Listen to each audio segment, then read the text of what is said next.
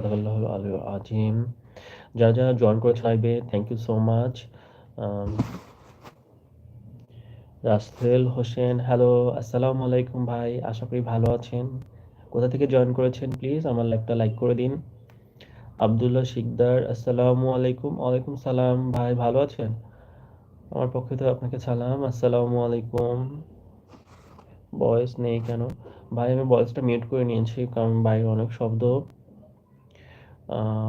তুমি কি করতেছো এটা বোঝা না গেলে হবে? ভাই আমি কোরআন তেলাওয়াত করছিলাম। আব্দুল্লাহ শিকদার তুমি কি কোরআন তেলাওয়াত করতেছো? জি ভাইয়া, আমি কোরআন শরীফ তেলাওয়াত করতেছি। আজকে আমি 13তম পারা সূরা ইব্রাহিমের 1তম আয়াত থেকে 25তম আয়াত পর্যন্ত পড়েছি।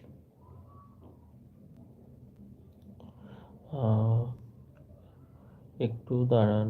হ্যালো, কেমন আছেন? Very nice and like done. আপু কোথায় লাইক দিয়েছেন? এখানে তো লাইক শো করছে না। আসসালামু আলাইকুম। আশা করি ভালো আছে। জি আলহামদুলিল্লাহ, আমিও ভালো আছি। আপু আপনি কোথা থেকে জয়েন করেছেন? কেমন আছেন? এবং আপনার নাম কি? থ্যাংক ইউ সো মাচ যা যা জয়েন করেছেন লাইভে। লাইকটা আবার দিন, ঠিক আছে? এখানে শো করছে না। যাই হোক, আমার যেহেতু পড়া শেষ হয়ে গেছে, আমি আপনাদের এখন অর্থ পড়ে শোনানোর চেষ্টা করব সূরা ইব্রাহিমের। বিসমিল্লাহির রহমানির রহিম।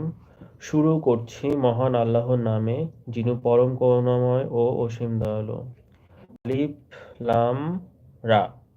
আপনার প্রতি কিতাব নাজিল করলাম, যেন আপনি মানুষকে অন্ধকার হতে আলোতে নিয়ে আসেন, তাদের রবের নির্দেশে বিজয়ী এবং প্রশংসিতের পথে, মানে প্রশংসার পথে।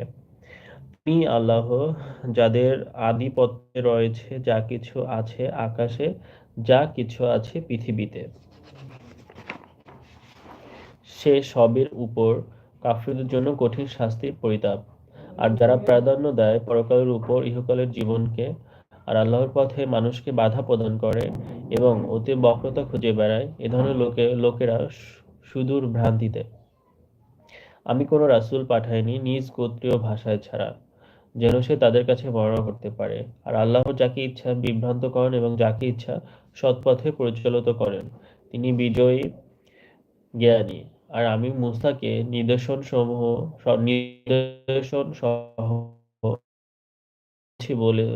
বলেছি, তোমার জাতিকে বের করে আনো অন্ধকার হতে আলোর দিকে।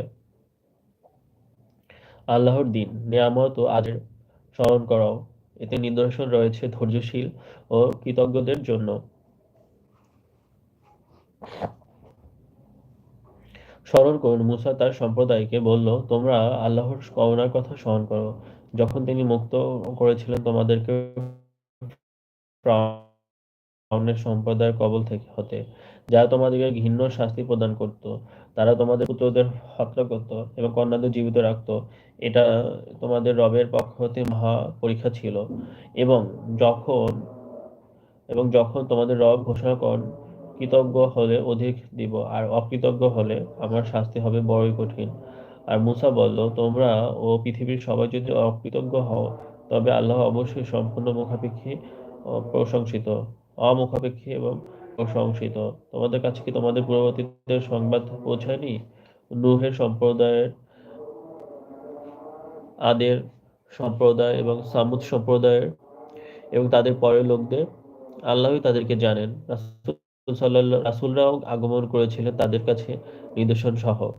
তারা তাদের হাত মুখে রাখত, বলতো, আমরা তো অস্বীকার করে তোমরা যা নিয়ে প্রেরিত হয়েছ আমরা তোমার আহ্বানে নিয়ে সন্দেহ পোষণ করছি।